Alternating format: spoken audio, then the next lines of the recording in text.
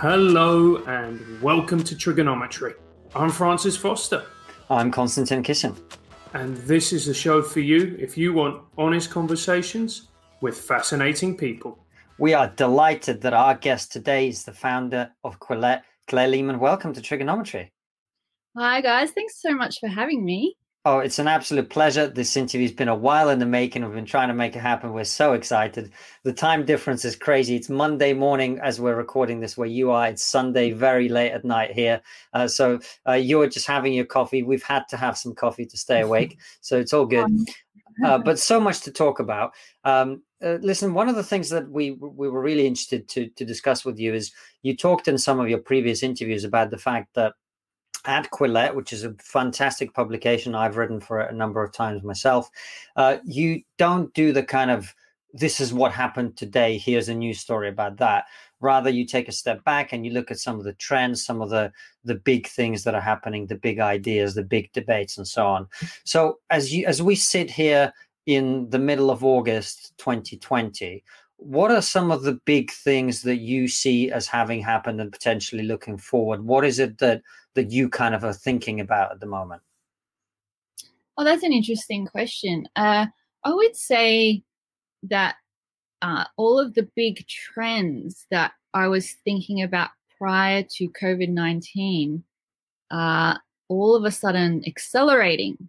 They're speeding up. So there was a brief point in time when the pandemic had just started where I thought that the culture wars would simmer down and we'd get over identity politics because people would realize that there's more important things to worry about, such as, you know, biomedical health, technology, you know, like real things in the real world, such as viruses. But it seems like because everybody's been locked down and cooped up in their homes and they've been spending all of this time on the internet, that suddenly the culture wars have accelerated and intensified much greater than what I would have ever expected.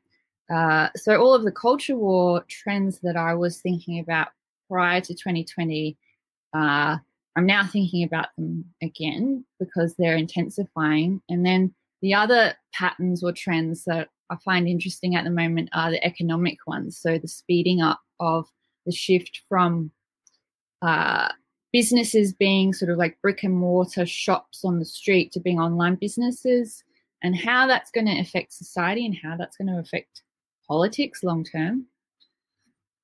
And Claire, were you surprised at the way the coronavirus has affected the culture wars? Because I was very much in agreement with you. I thought this is a time humanity is going to pull together. We're all going to hold hands, well, gloves, but, you know, we're all going to hold gloves. We're all going to be in peaceful with one another.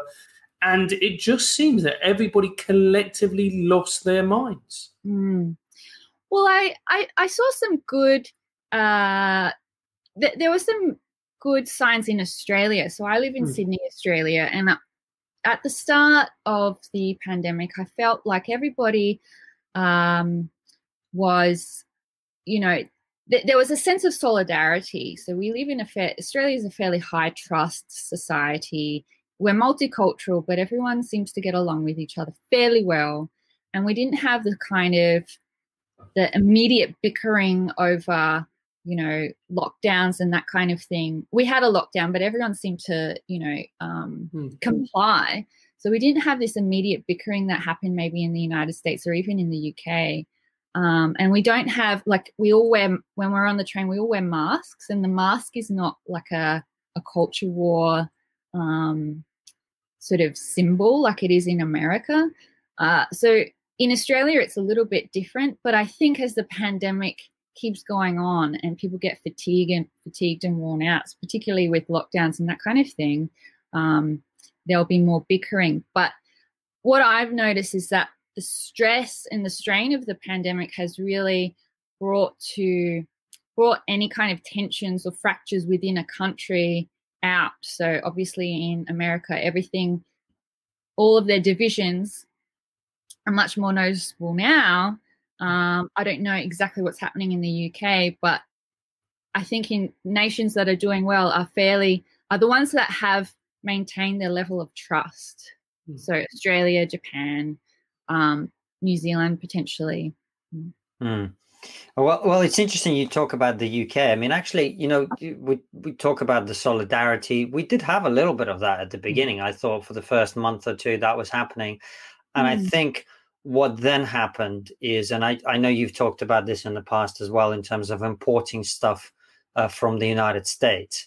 What then happened is suddenly we had, having gone from, like, you know, if you're outside sunbathing, you're criminal and you're killing everyone around you, to the next week, massive riots in the streets, no one socially distancing, and nobody saying a word about that. You know? Yeah, the Black Lives Matter protests. Is that what you're referring to? Yes. Yeah, we had one in Melbourne, quite a big one, and one in Sydney where I am, and but I was actually really impressed with our health officials, and they came out and said, "Don't go." And the Prime Minister and other elected members of Parliament said, "This is ridiculous. This is an American issue. This is not Australia, and don't go and protest." So I was actually really impressed by the courage. Well, it didn't even require courage. It's just the common sense of our politicians and saying that don't go and protest during a pandemic. Sounds pretty racist to me. But you know, we bring up this idea of importing the culture war. How much do you think that's true? Because so many of these issues, I mean, us in the UK, over in your country in Australia, they just don't map onto what we've got in our countries at all. And yet we're all having this conversation as if this is like the United States. Yeah. Oh, it's a concerning trend. It's just, I think it's because the United States is the world's global superpower at the moment. And we obviously, you know, we all speak the same language, and we import so much of their cultural products, from music to entertainment. And it's just an unfortunate side effect that we have to import their culture war issues as well. But funnily enough, you know, we've never imported their evangelical kind of Christian culture wars. Like, we don't have, you know, we don't have much division in Australia over abortion. We don't have, you know, protests about gun rights. We have gun control here. So, I mean, on the one hand, we get things like Black Lives Matter being imported here, but on the other hand, they never really take root, because we've already dealt with many of the issues that the United States has not yet dealt with. So is that, in some ways, is that the solution to the kind of exporting of the culture war, is to get your society sorted out so you're not then vulnerable to all this crazy stuff? Well, I mean, every nation has its own history, obviously, and a culture is intertwined with a nation's history, and it's not so simple as just giving everyone, you know, access to free healthcare or like university. It's not that simple. So, like, if you take an issue like gun rights in America, I mean, that is intertwined with their nation's founding. So it's not, you can't compare the gun rights issue in the United States to Australia, because they're so deeply fundamental to that society's cultural beliefs and value system that we can't really understand it. So, I mean, it is concerning that we have to deal with this identity politics, which is largely an American phenomenon being imported into Australia. But I'm optimistic and confident that our society will never really go down the same path to being so divided over identity as the United States. I mean, that could be me being too hopeful, but we'll see. And do you think part of the reason, I think it is being too hopeful, Claire, I'm going to be honest with you. Yeah. I thought those exact same things. In the UK, though, like, it's gone pretty crazy. Yeah. Really? And oh yeah, it's gone tom-tom. It really, really has. But one of the questions that I wanted to ask is, how much of a responsibility do you think social media should bear the brunt for this? Because in times gone by, we would never have heard of these cases, or if they would do, it'd only be a footnote in a newspaper. But now it just seems to be spread at the touch of the button, like a virus, right around the globe in a matter of seconds. Yeah. Well, any kind of revolutionary technology is going to have disruptive impacts on society. And the way I think of social media and the internet more generally is that it's the equivalent to the printing press. And so the printing press, when it was invented, it brought about the Reformation and then hundreds of years of religious warring. But at the same time, I mean, those things are obviously bad, but we wouldn't say to ourselves, we don't want to live in a world where the printing press was not invented. So I see the internet as being a double-edged sword. It's going to make, it's going to bring about a lot of progress and in terms of technology and bringing very creative, smart people together. At the same time, it's going to disrupt our societies and our political systems to the point where there may even be trauma and bloodshed. But in 100 or 200 years' time, would we turn around and say, oh, we wish the internet was never invented? I don't think so. And I think the same goes for social media. If you think about the world's most brilliant, most creative individuals, linking them up via social media or by any kind of mechanism, I mean, that has the potential to unleash so much creativity that can benefit humanity in the long term that I think it's worth it. I don't know. And then you go on Twitter and you think, really? Well, I was thinking, I mean, Twitter is the exact opposite of that, isn't it? Twitter is linking up all the most mentally unstable, deluded people in one big web, isn't it? Yeah, yes, it is. But I like to think of about the long term. I mean, what if the people who are working on a coronavirus vaccine are linked up via, Twitter? LinkedIn? Well, not Twitter, but what if the information gets shared much more rapidly than it ever could before, and it means that we can defeat this pandemic? So I think with any technological advancement, we have to be careful not to throw the baby out with the bathwater.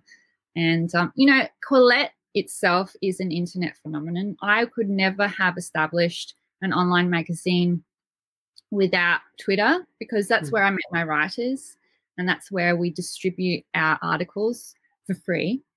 I don't have hundreds of millions of dollars to send hard copies of my magazine around to all of the cities in the world. But because of the internet and because of Twitter, people in all parts of the world, students can log on for free, read Quillette for free, and get what I think is, some pretty good quality content. So, we've got to have a balanced view, I think. Absolutely. On the one hand, you've got 200 years of religious warfare. Another one, you've got Quillette. There you go. It's balanced. Sorry, Francis. Go ahead, mate. No, but Quillette has been such a huge success. And right from its inception, its growth has been phenomenal. Why do you think that is? Well, I mean, one of the reasons why is because we have been dealing with, we've been talking about what we now call cancel culture. We've been talking about that trend since we started. So that was back in 2015. So, now cancel culture has sort of entered into the mainstream lexicon, and there's articles about it in mainstream newspapers and magazines. People are discussing how bad it really is and whether it's really a thing. Well, we were talking about these things 5 years ago. And so I think we've just been ahead of the curve in identifying some of the pathologies of identity politics and censorship and the groupthink that's plaguing institutions such as media, academia, and maybe the arts. So I think we were sort of the first movers on that. And then the other reason for our success is, we're not limited by space, because publishing on a digital platform doesn't really cost much at all. We can publish quite lengthy essays where people take a deep dive into issues, sometimes technical issues, without us saying, oh, you've got to cut, you've got to, cut it down. Because if you're publishing a newspaper, you often are very limited in your space. Like columnists may only get 600 words.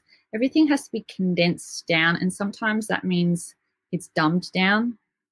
Because we don't have those limitations, we allow people more freedom.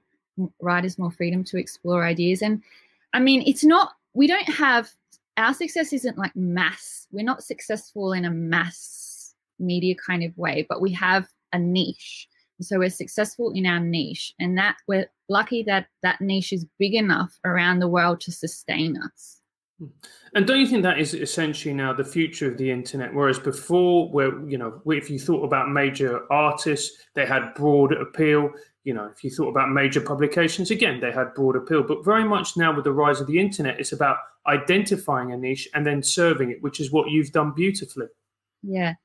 Yes, I think that's correct. And it might not mean that people become household names like they did prior to the internet, like Madonna and Michael Jackson. Like, we're not going to have that level of fame and stardom anymore.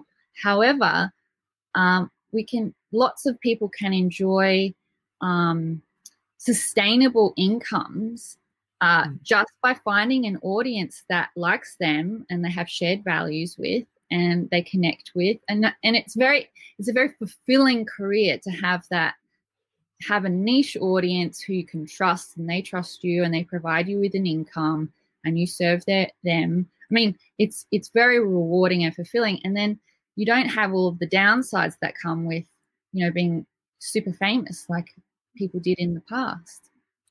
And Claire, don't you think as well that, you know, the success of Quillette, and let's be fair, you know, the success of this show and Rogan, doesn't it also highlight the failures of mainstream media, in that people are no longer want to engage with it? They don't see it as being trustworthy. They see it as being manipulative, and so on and so forth.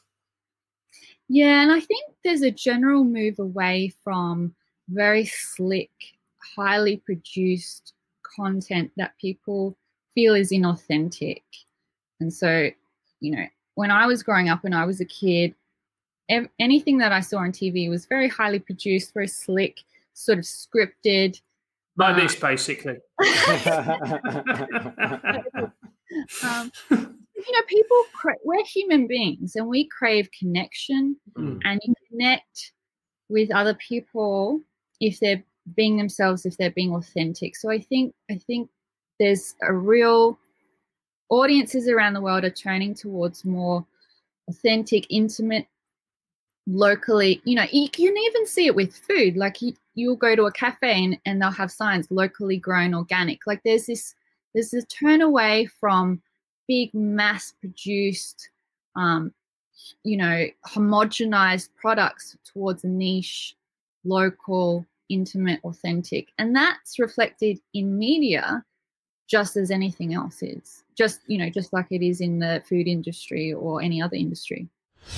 Hi guys, and welcome to my brand new gaff. Some of you will have noticed it looks incredibly different. That's right, Palacio del Passione is no more. I got evicted last week, so I'm crashing on my friend's floor, or as it's otherwise known, Florio Erotico. Now, we're very excited to have a brand new sponsor. It's ExpressVPN. That's right, ExpressVPN. Catchy name, I know. Now, some of you at the back are wondering, what is ExpressVPN all about? Have you ever been on the internet and looking at things that you don't want people to be knowing about? We all know what I'm talking about, don't we? Yes, that's right. Trigonometry. You don't want people knowing that you're watching and listening to this show, and you don't want people to find out about it, understandably. That's where ExpressVPN come in. Now, there'll be some people, probably the gentlemen, who'll be thinking to themselves, hang on mate, why don't I just use incognito mode? Well, let me tell you something. Your internet service provider can still track and find every single website that you use, even when you're doing it with incognito mode. That's why whenever I watch this show, I always make sure to use ExpressVPN. It doesn't matter if you get your internet from Verizon, Comcast, Sky, whoever it may be, internet service providers are allowed to sell your browsing history to other companies. ExpressVPN is an app that reroutes your internet through their secure servers so that your internet service provider can't see all the problematic interview shows that you were watching.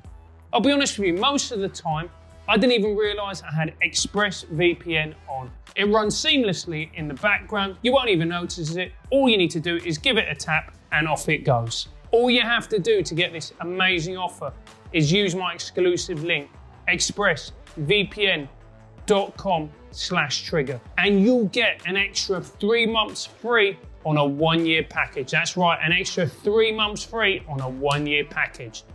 That is 15 months. That's expressvpn.com/trigger. You see, teaching kids how to spell for 12 years came in useful one day. And at what point, because you have a range of thinkers on, and you're not like some people say, like they say the same things about us, you're right wing, and you ask them to explain what right wing is. It's essentially a euphemism for hateful and racist, but there we go. But accurate in our case. But is there ever a point where you go, right, these ideas are simply too much, or they push too far a particular thing? Like, I think you, and maybe I'm going to misquote you here, please correct me if I'm wrong, you said that you wouldn't put, for example, Mino Yiannopoulos on and have him write for you. At what point do you make that decision where you go, I'm not interested in someone's viewpoint? Yeah, so I'm not really interested in provocation just for provocation's sake. We're not performance artists, so we the issues that we explore on Quillette are pretty serious issues, and we're not just into owning the libs or getting a reaction out of people. Constantine's face. Sorry, carry on. I like to own everybody equally. Have an equal opportunity. But it's not about politics. It's just about basic human standards for behavior. So we very rarely publish what you would describe as a hit piece. I mean, we have published some articles that bring up shoddy journalism or like correct the record, and that sometimes might involve taking a deep dive into a journalist's work or a writer's work, but we don't engage in the kind of nasty ad hominem attack, which has unfortunately become, a mainstay of mainstream media for some reason. Well, just coming back to the mainstream media, Claire, because Francis kind of touched on it, and you were talking about the fact that people like locally sourced, authentic, etc. Do you also think there's a big part of it which is less technological and more sort of ideological, where increasingly, I can certainly speak for our country, there's increasing perception, actually from both sides of the political spectrum, that the institutions that we used to take as being these sort of neutral arbiters of the truth are no longer fulfilling that function at all. We see a big defund the BBC movement in this country. There is a feeling among many, many people that the mainstream media essentially are no longer doing their job. Do you think that's also been a part of it, or do you think that's exaggerated? No, I think that's definitely a part of it. And there's technological forces that are influencing the media, but I think you're correct. You're right when you say that they have, when you imply that they have neglected some of their traditional roles.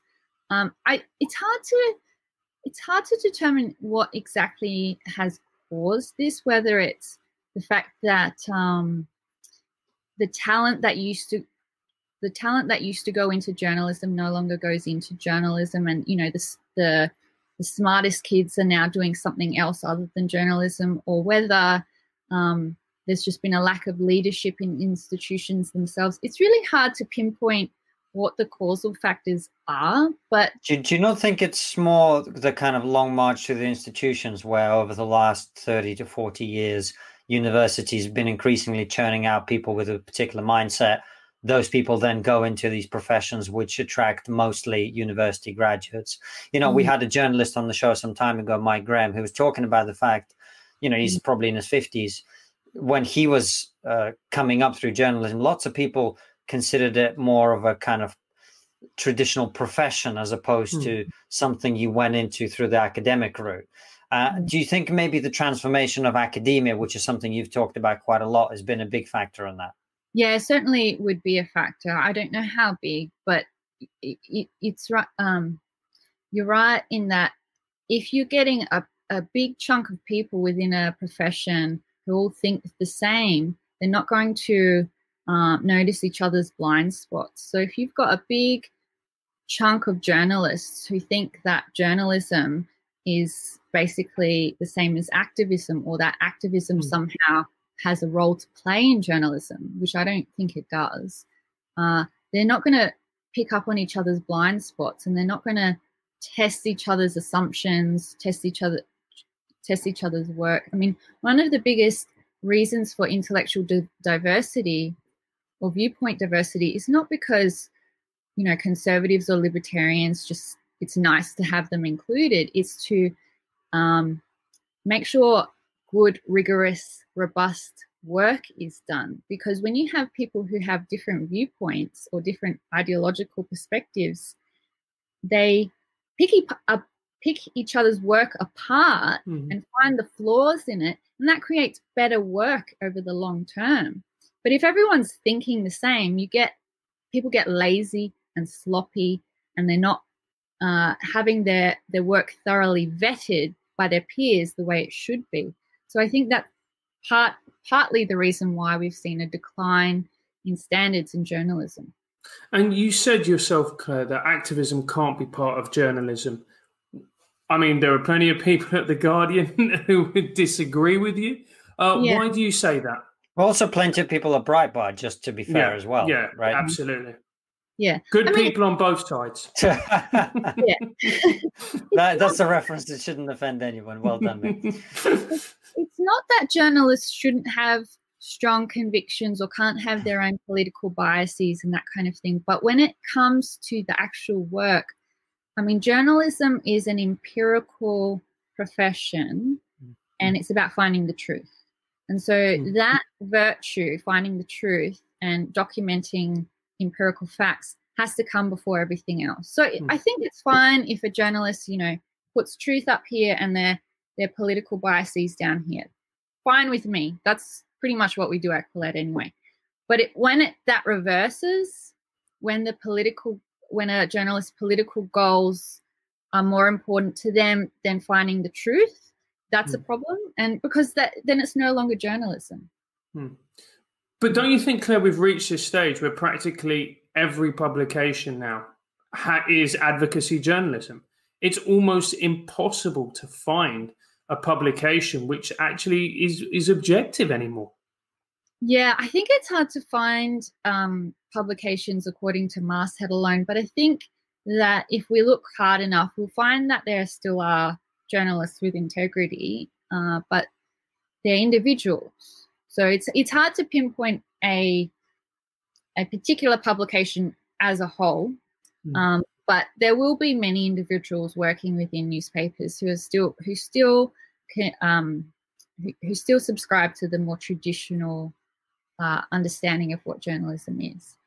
Well, except some of them are now leaving the very institutions which they've been in. The Barry Weisses, the Andrew Sullivans, a lot of people are who you would hope would be the kind of center and the core of their institutions are actually feeling like they can't exist in those spaces anymore, which again, I suppose explains the success of publications like Quillette. Do you think that we might have entered a slightly different age, although I think Quillette is a counterexample to what I'm about to say, but certainly on YouTube, people who do what we do, which essentially, like we say, well, I say I'm a centrist, Francis is old school lefty. We tell people what we think, we tell people where we're coming from, and then we have a conversation from that space. That seems to be like a totally different shift, where essentially we're not pretending to be unbiased, right? Whereas the problem with a lot of the mainstream stuff is they're saying, well, this is just the objective reality. We've got no bias at all. Here's a story about how, you know, dancing is racist or something, you know, like, do you think that's part of the shift as well, is now we're kind of looking for people to go, this is who I am, this is where I'm coming from, and here's what I think because of that? Yeah, I think that's a valid point. But I mean, you guys are having conversations, and a lot of the stuff that I publish on Quillette is opinion. Mm. And when you're expressing your opinion, it helps to have some self-awareness, and it helps to be upfront about your political biases. But what I'm talking about in terms of putting the truth first, I'm talking about if you're a reporter and you're going out and observing an event like a protest, if you come back and write a story about how it was mostly peaceful because only 24 cops got assaulted, you know, that's when the lines are getting a bit blurred between activism and bias and reporting on what actually happened. And it's just my view that if your job is that you're a reporter, you have to report the facts clearly, and you know, you should try and minimize bias as much as possible. It's the same with science. I mean, if scientists are allowed to have their political biases, that's fine. But if they let those biases impact the results that they find from an experiment, then the whole process is corrupted. And then we no longer have trust in the scientific enterprise. And that's incredibly damaging long term. But isn't part of the problem as well that, you know, you may go into these institutions and you may want to be objective and you may want to report on the facts, but ultimately if the hierarchy and the people above you aren't interested in that, then you're doomed to failure, aren't you?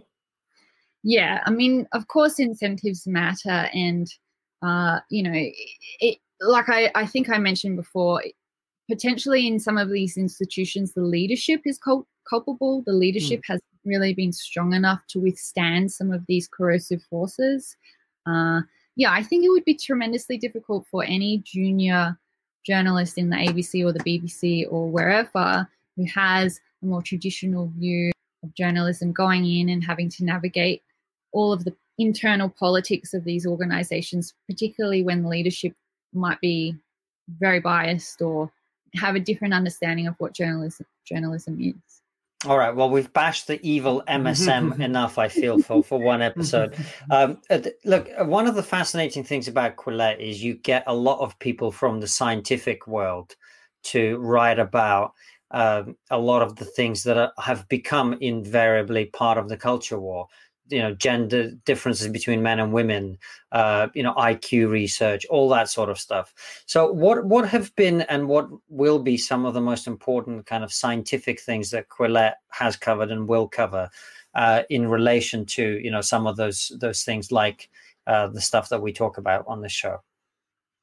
Well, I think it's certainly our coverage of sex differences has been quite influential. I think we were the first publication to really commission and solicit articles and commentary from evolutionary psychologists and even neuroscientists who are like world-leading experts in this area. And I've seen articles that look, you know, quite similar to our own articles end up on at places like the Atlantic. So I think we've been a leader in that area. I think intelligence research is certainly we've certainly contributed to that, to more understanding perhaps among intellectuals about intelligence research, but it's still such a taboo scientific area. I don't see that the science in that area becoming mainstream anytime soon, or understood at a mainstream level. I think sex differences used to be quite taboo, and scientists had to be really brave to even discuss it without because they feared being called sexist. But I think that's broken down over the last 5 or 10 years, and now people can discuss sex differences quite openly. Perhaps not at Google, but in other places people can talk about them. I think it'll take a bit longer for intelligence research. It's still really taboo, and people are still really uncomfortable talking about it. So it's interesting that you say that, because I didn't realize, you said intelligence research is a taboo subject, and I assumed you were talking about the race and IQ. So are you saying that like research which finds that different people have different IQs and that's somehow related to their genetics. Is that taboo? I would say that any research that finds that there is a genetic component to intelligence is taboo. But isn't that a statement of the bleeding obvious, though, that we have a lot of outside of academia. So people outside of academia have a lot more sense about this than within academia, in a way. Academia, it's very tricky to argue that any form of human behavior. I mean, we know that 50% of psychological traits are heritable. We know that from 30 years of behavioral genetic studies. But you won't find very many academics willing to say that publicly, particularly in psychology. It's fraught. It's absolutely fraught, particularly around socially valued traits such as intelligence. And why is this? I mean, because, I'm a former teacher. Everybody can now drink. Sorry, that's a game we play. Constant mention is Russian. I'm a former teacher. But you could see that, if a child had bright parents or parents, who had, good jobs or whatever else, they were more likely to be academically capable. That just seems obvious in that if you have two parents who are sporty, the kid's probably going to be sporty, etc., etc., etc. Why is a common sense idea, which everybody accepts in the real world, why is that taboo in academia? Well, I mean, people have been trying to understand that for a long time now. There's this famous book by Steven Pinker called The Blank Slate that was written back in 2002, and he tried to explore all of the reasons why we find it hard, or not everybody, but the intellectual class of society, why we find it so difficult to deal with human nature and the heritable nature of human nature. Sorry, that's a mouthful, but and there are various reasons, but a big one is simply that there are narratives or assumptions, particularly within progressive political ideology, that frown upon acknowledging that we are born with a human nature because it's seen as being incompatible with this notion that if you create beautiful environments for everyone, people can flourish naturally. So I think it's seen as an impediment to good politics, basically. So if you acknowledge that some kids will always struggle in school, then I think there's this fear that suddenly you won't pour money into schools or something like that. I mean, you have to take a few steps to try and understand where this fear comes from. But it's been a huge part of our culture for some time now that we haven't been able to honestly deal with the fact that people differ individually and as groups. And, I think some of the culture wars issues are the result of that. And do you think, Claire, as well, it's, and you have children, and, we give children this narrative that you can be anything you want, you can do anything you want. All you need to do is put your head down, work hard enough, and the world is your oyster. When the reality is, when we're talking about IQ, is there's some children, unfortunately, are never going to be capable of being a doctor or, being a scientist. They're simply not intelligent enough. And that is brutal and heartbreaking. Mm-hmm. And if you say to these people right at the start that because of your IQ you're simply never going to achieve this, isn't that an awful message to send to people, however accurate it might be? Well, I'm never going to win the 100 meters sprint, race. You're white, that's why. There's lots of things that we can't all do. I think one thing that we've lost, however, is this notion that all human beings have the same moral worth and the same inherent dignity. And I think intelligence is a really thorny and tricky subject because we so often we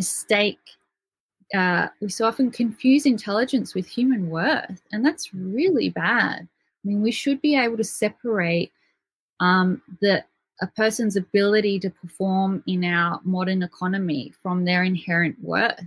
A person can be kind, funny, warm, loving, caring without being particularly bright, you know, and we shouldn't judge, you know, we put too much emphasis and value on intelligence rather than those other qualities such as kindness and funniness and, you know, and bravery, those types of human qualities that I think we used to value more in our society, but we've sort of lost. Well, actually, I think it goes deeper than that, perhaps, Claire, as well, which is that rather than looking at an alternative source of value, we might want to look at one of the breakthroughs of Western civilization is that everybody has value irrespective. Everybody is valuable irrespective of their qualities or values. In other words, the three of us have different intelligence, we have different attractiveness, we have different this and that. And maybe one of us is morally good and one of us isn't, right? I point at myself as I say it, of course. But nonetheless, we're all human beings, and that means we have moral value and we have inalienable rights that are protected by the state from others. That was actually quite a revolutionary idea when it became part of our civilization.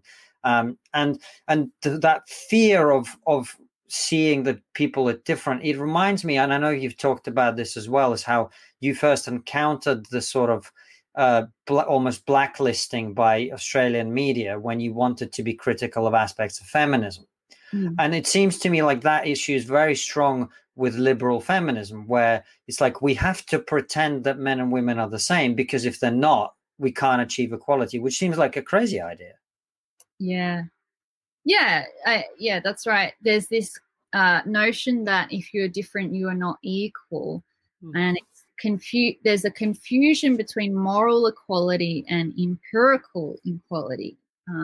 We're never going to be equal empirically. I'm never going to be able to run the 100 meters as fast as Usain Bolt. But that doesn't mean I shouldn't be considered equally human and have equal human worth. So our culture seems to have lost this understanding that equality is meant to be a moral aim and a moral goal. It's about equal human worth and dignity. And we're focusing way too much on empirical equality. And I don't really know how to wind that back or get the conversation back on track to moral equality, but it's something that we have to do if we're going to make any progress in these really thorny topics. And the thing is, these thorny topics are essential for resolving some of these culture war issues. I mean, some of the arguments that people are having are completely divorced from facts and from empirical reality. So we really need to talk about what we know as empirical facts before we can solve any of these political issues. So we need to have these honest conversations.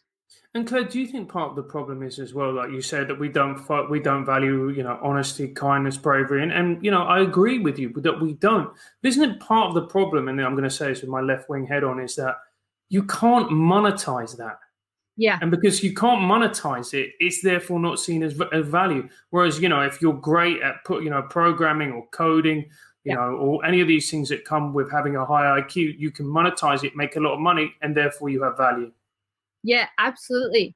And that's something I wish we could talk about more. I mean, women, for example, on average are more empathetic and more highly agreeable, right? But you can't scale those qualities. You can't scale up empathy like you can being a fantastic coder. Like if you look at tech billionaires, I mean, some of them have just invented a snippet of code, but that has allowed them to, the ability of them to monetize that is just astronomical. You can't monetize, if you're an extremely caring nurse who heals people in the hospital, if you're an amazing nanny who looks after people's children, you can't scale that up.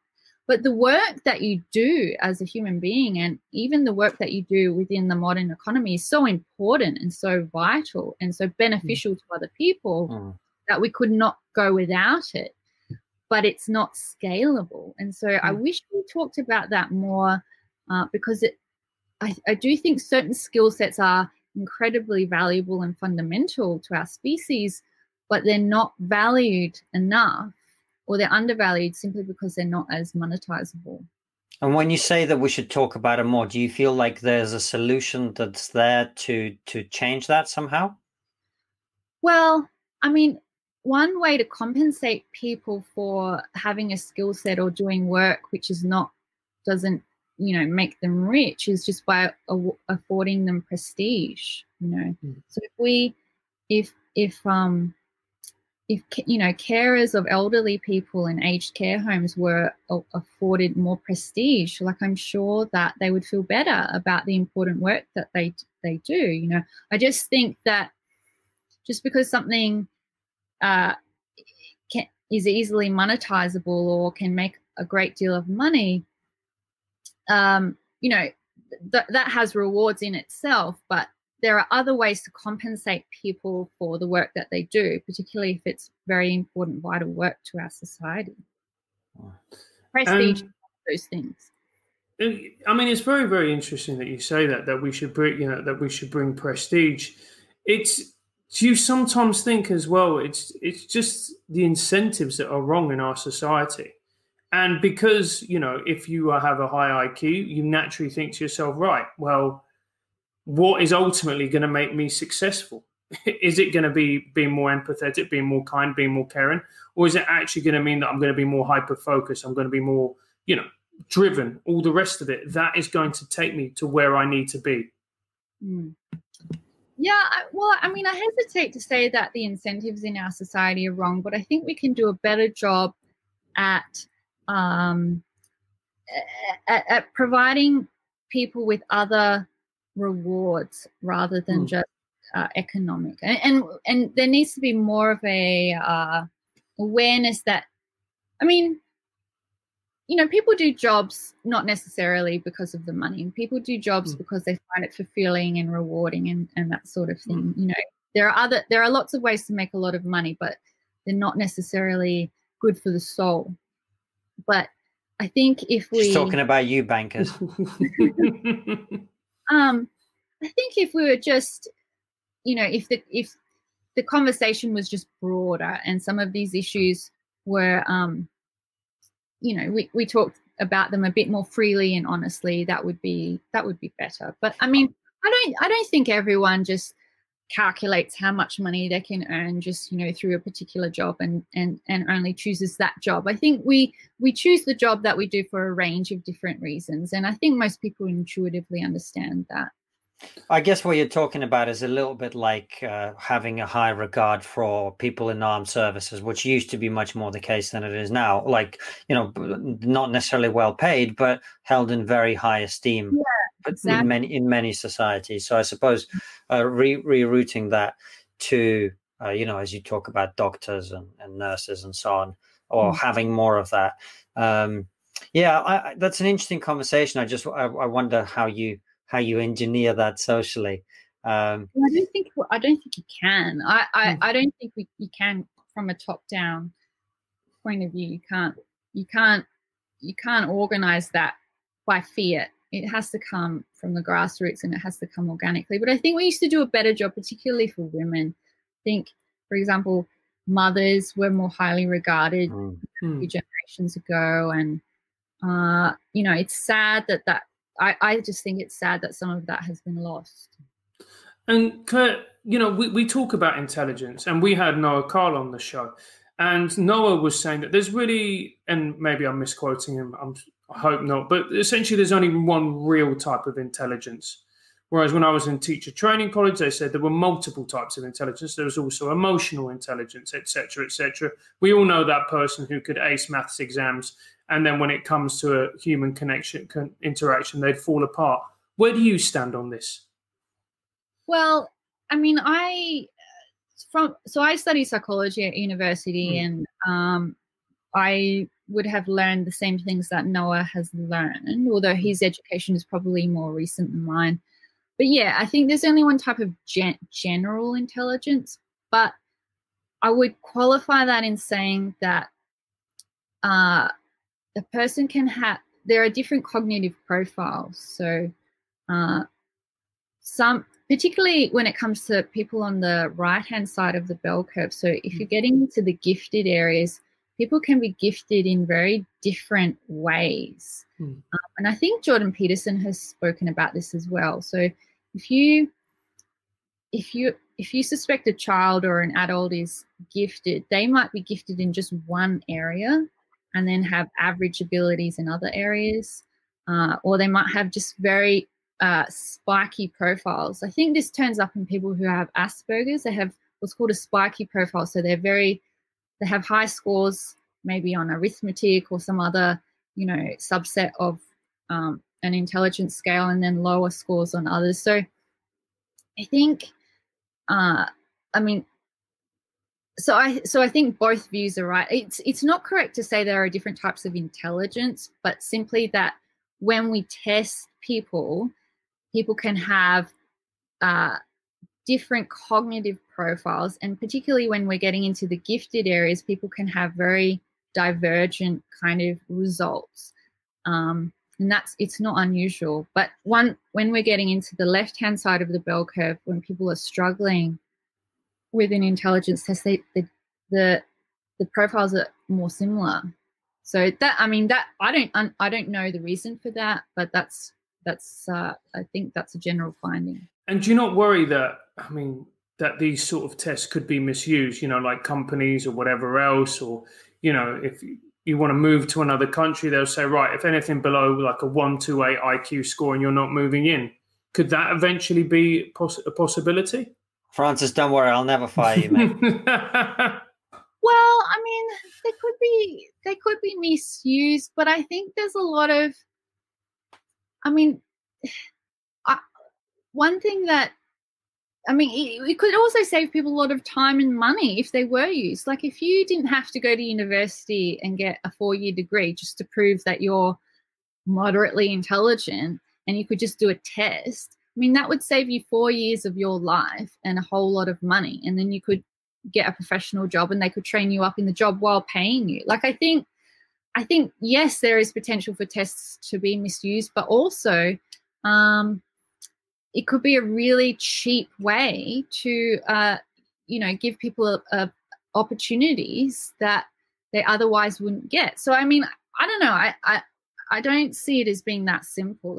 And the other thing about intelligence testing is it's one of the only ways that smart kids from poor, disadvantaged backgrounds have been able to really, not intelligence tests, but having standardized tests in education settings has been one of the best ways to enhance social mobility. So I think there's obviously situations where the test could be misused and people could be treated unethically because of it, but same goes the other way.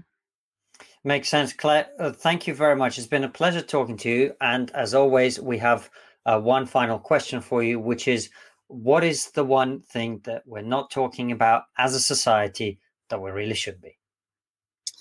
Wow, how great TriggerPod is.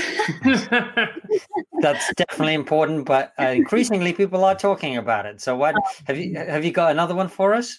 Well, I think I mentioned them earlier. I think that other rewards for jobs that aren't economically rewarded, such as nannying and aged care work and that kind of thing, I think we should talk about that more. And also we should talk about the costs involved in not acknowledging that we differ as individuals and as groups. So the high cost of denying human nature. Claire, thank you so much for coming on. If people want to find you online, if they want to find Quillette, what do they need to do? Well, go to quillette.com. That's QUILLETTE.com. And you can support us via Patreon. So Quillette at Patreon. We have a podcast as well. So you can find us in your podcatchers if you look for Quillette. And you can subscribe to our newsletter. So should be able to find a subscription button on our newsletter, and you can follow us on Twitter and Instagram. So yeah, perfect. Thanks for coming on the show, Claire. It's been absolutely fantastic chatting with you. And if you've enjoyed the show, we will see. Well, actually, even if you haven't enjoyed the show, we'll still see you tomorrow with another live stream and very soon with another brilliant episode. So take care and enjoy the rest of your day.